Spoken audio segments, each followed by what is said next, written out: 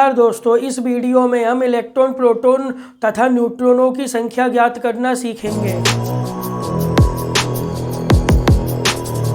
मेरा नाम है अक्षय, आप देख रहे हैं केमिस्ट्री ज्ञान कोश। केमिस्ट्री के कॉन्सेप्ट्स, डाउट के सॉल्यूशंस और भी एजुकेशनल वीडियोस देखने के लिए इस चैनल को सब्सक्राइब करें और बेल आइकॉन को प्रेस करना ना भूलें। देखिए दोस्तों, आज मैं आपको सिखाऊंगा how to calculate numbers of electron, proton तथा न्यूट्रॉन।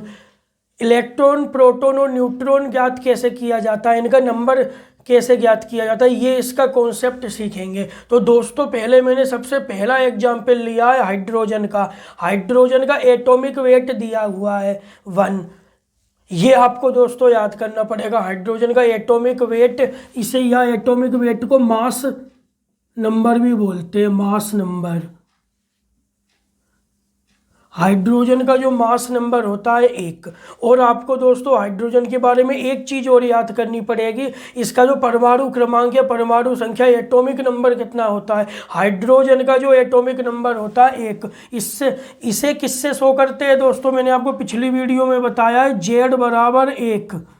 यह हाइड्रोजन का एटॉमिक नंबर है।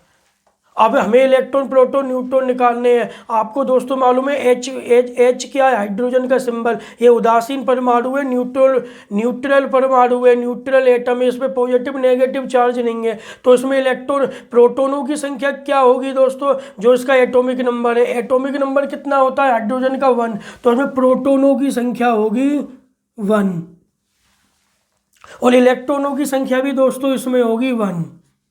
और न्यूट्रॉनों की संख्या ज्ञात करने के लिए दोस्तों आपको क्या करना पड़ेगा, जो एटॉमिक वेट है इसका या एटॉमिक मास होता है हाइड्रोजन का, उसे लिख लो, उसमें से प्रोटॉनों की संख्या को घटा दो। प्रोटॉनों की संख्या कितनी निकली हाइड्रोजन में 1, तो 1 - 1 0।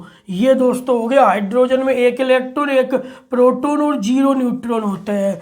अगला को एग्जाम्पल देखते हैं दोस्तों, लिथियम। लिथियम का एटॉमिक वेट या मास नंबर कितना होता है दोस्तों, 7। इसका एटॉमिक नंबर Z, लिथियम का एटॉमिक नंबर होता है दोस्तों 3।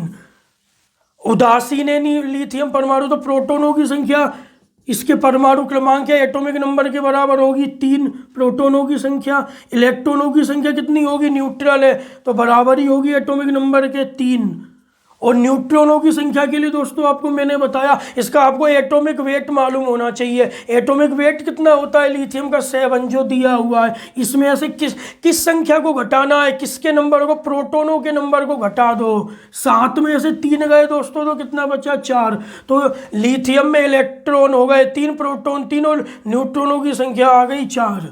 अगला एग्जाम्पल देखते हैं दोस्तों, सोडियम। सोडियम का एटॉमिक वेट या मास नंबर होता है 23। इसका एटॉमिक नंबर आप दोस्तों याद रख लो, सोडियम का एटॉमिक नंबर होता है 11।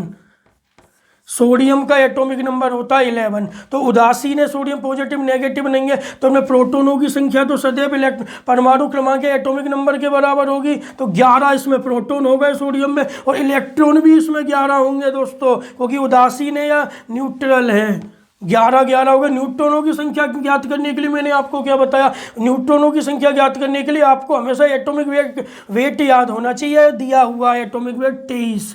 23 में से क्या घटाना है दोस्तों, प्रोटॉनों की संख्या। प्रोटॉनों की संख्या कितनी निकल के आई, 11।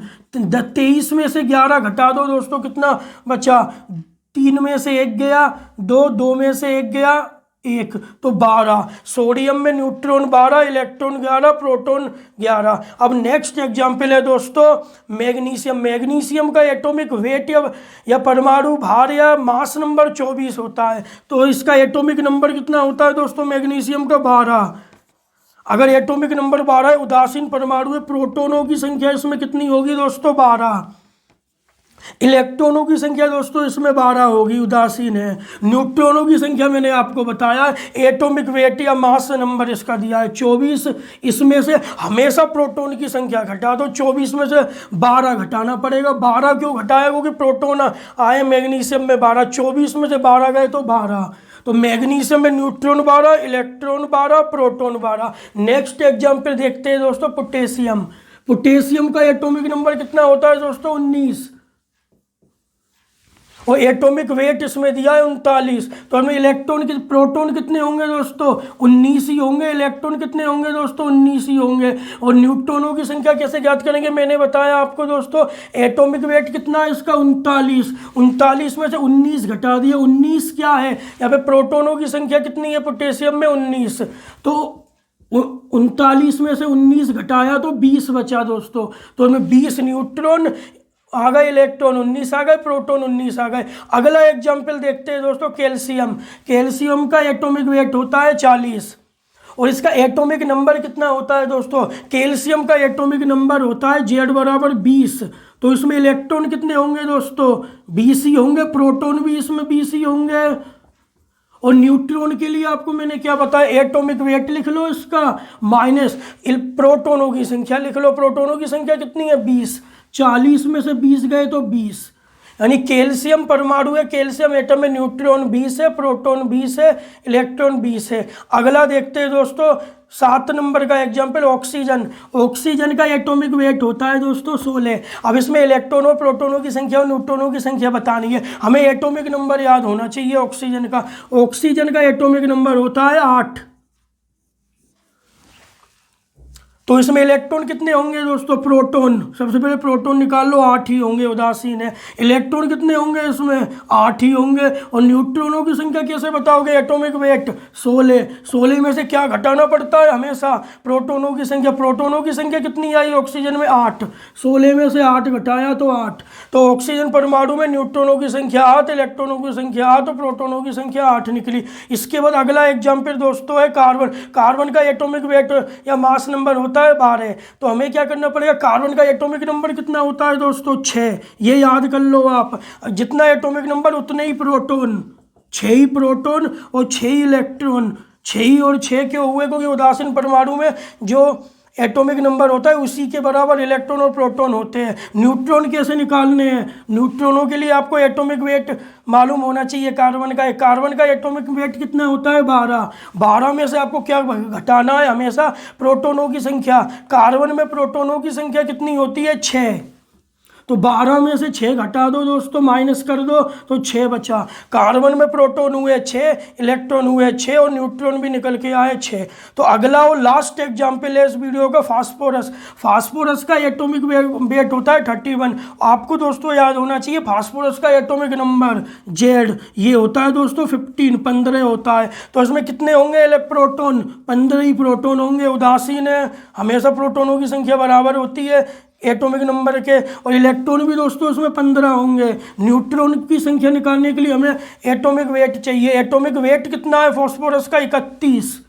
31 में से दोस्तों एक चीज़ घटानी है। कौन सी चीज़ घटानी है, हमेशा याद रख लो दोस्तों, प्रोटॉनों की संख्या घटानी है। और हमने फास्फोरस में प्रोटॉनों की संख्या ज्ञात कर ली है, कितनी निकल के आई, 15। तो 31 में से 15 घटाया तो 16। तो फास्फोरस के एटम में कितने इलेक्ट्रॉन हुए दोस्तों, 15। और प्रोटॉन कितने हुए, 15। न्यूट्रॉन निकल के आए 16। अगर आपको ये वीडियो पसंद आया है तो वीडियो को लाइक करें, शेयर करें और चैनल को सब्सक्राइब करें।